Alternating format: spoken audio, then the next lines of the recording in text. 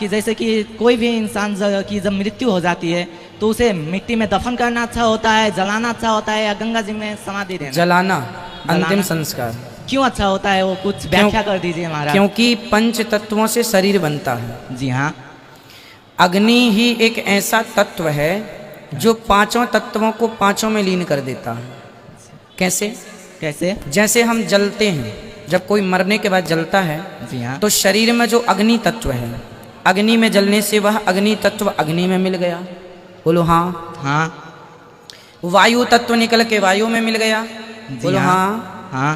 जल तत्व भाप बन के उड़ गया। जी हाँ। हाँ। बचा आकाश तत्व, तो हाँ। आकाश तत्व आकाश में, फिर बची मिट्टी तत्व तो राख बच गई। जी हाँ। अब आप किसी को जमीन में गाड़ देंगे तो जमीन में गाड़ने के बाद मिट्टी तत्व, पृथ्वी तत्व तो पृथ्वी में मिल जाएगा, जल तत्व जल में मिल जाएगा, पर मिट्टी के अंदर आकाश तत्व कैसे मिलेगा? पहला, ठीक है। ठीक है। दूसरा तत्व अग्नि तत्व मिट्टी के अंदर कैसे मिलेगा? इसलिए वह मरने के बाद तो फिर सब हड्डियां गल ही जाती हैं जमीन में गाड़ने पर फिर भी जो हमारे सनातन धर्म का प्रोसेस है कि पांच तत्व जाकर पंच तत्व में मिल जाएं, उसके लिए अग्नि संस्कार से फिर बड़ा कोई संस्कार नहीं है। इसलिए ये साइंटिफिक है। मेरा सवाल ये है कि अकॉर्डिंग टू कुरान ये कहा जाता है कि जब कयामत का दिन आएगा तो उस वक्त अल्लाह जब सबको फिर से उठाएंगे तो कहा जाएगा कि अपनी कब्रों से उठो। तो हम हिंदुओं का क्या होगा, क्योंकि हमारी तो कोई कब्र नहीं होती।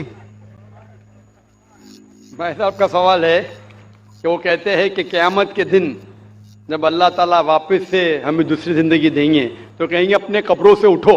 हिंदू भाई साहब पूछे कि हिंदू लोग तो कब्र में दफनाए नहीं जाते, हिंदू बच्चे दफनाए जाते ना।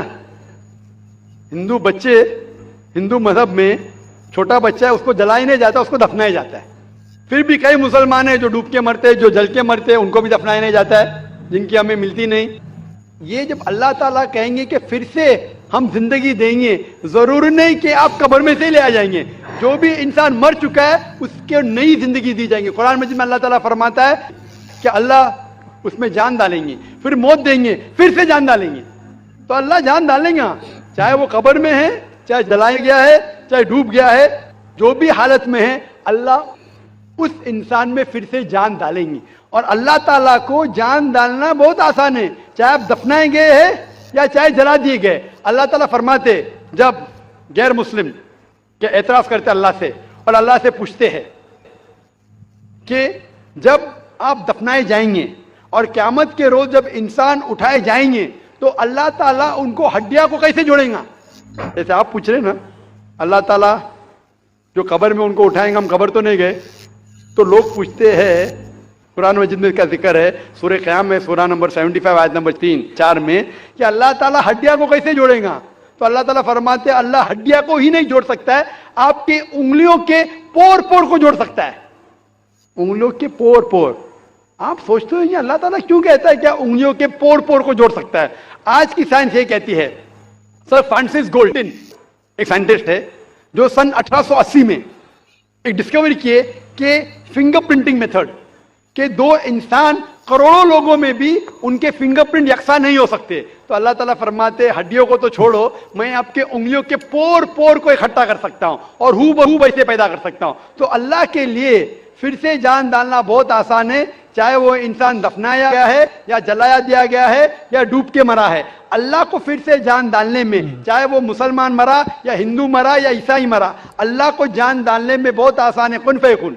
और फिर से हमें नई जिंदगी दी जाएंगी और फिर हिसाब किताब किया जाएगा। और हिसाब किताब में अगर आप अल्लाह के अहकामात पे अमल किए तो इंशाअल्लाह आप जन्नत में जाएंगे, इस दुनिया के इम्तिहान में सफलता पाएंगे। लेकिन अगर उनके अहकामात पे आपने नहीं चले, उनके मुताबिक नई जिंदगी बसर करे, तो आप इस जिंदगी में सफलता नहीं पाएंगे।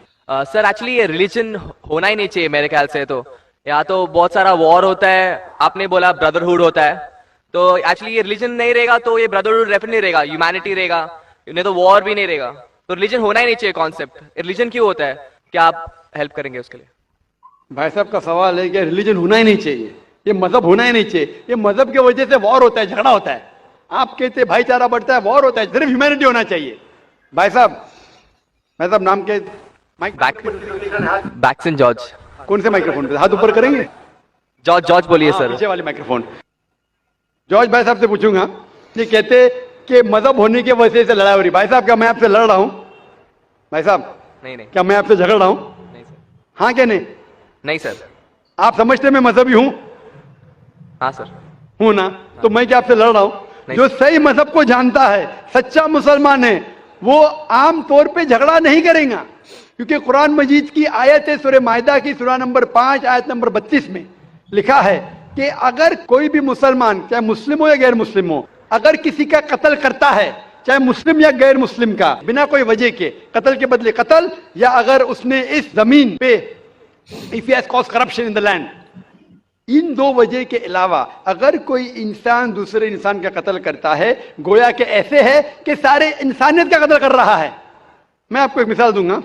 जब मैंने लेक्चर दिया था टेररिज्म मुस्लिम मोनोपोली, तो अक्सर जैसा हमारा सेशन होता है कि गैर मुस्लिम को पहले चांस दिया जाता है, तो जब मैं कह रहा था इस्लाम के बारे में, इस्लाम की क्या राय है दहशतगर्दी के बारे में, जिहाद के बारे में, तकरीर के दौरान मैं मिसाल दे रहा था कि मुसलमान टेररिस्ट नहीं होते अक्सर, और इस्लाम मजहब टेररिज्म के खिलाफ है, दहशत के खिलाफ है।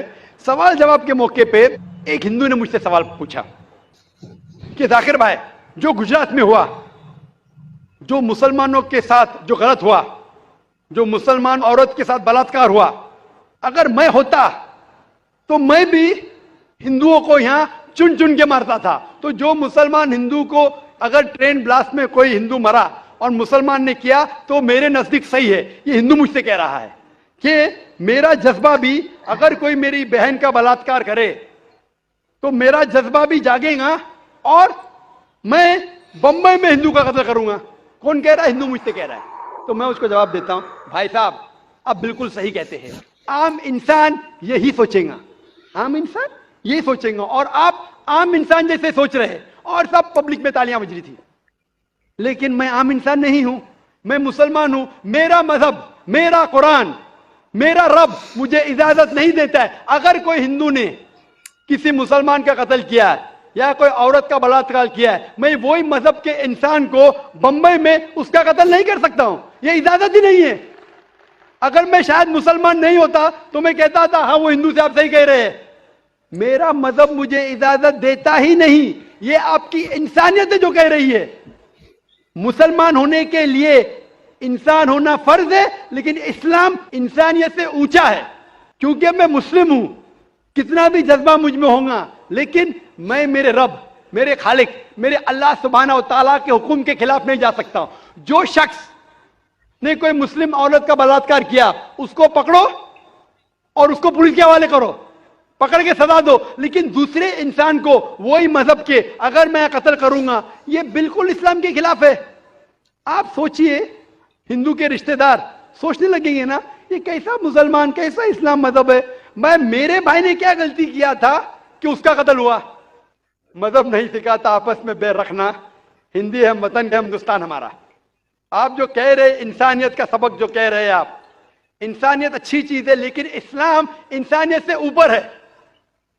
इस्लाम इंसानियत से और ऊंचा है। और जब आप मजहब सीखेंगे तो कई चीज जो इंसान जज्बे से करता है, जो गलत है, अगर आप सच्चे मजहबी है तो ये गलत नहीं कहेंगे।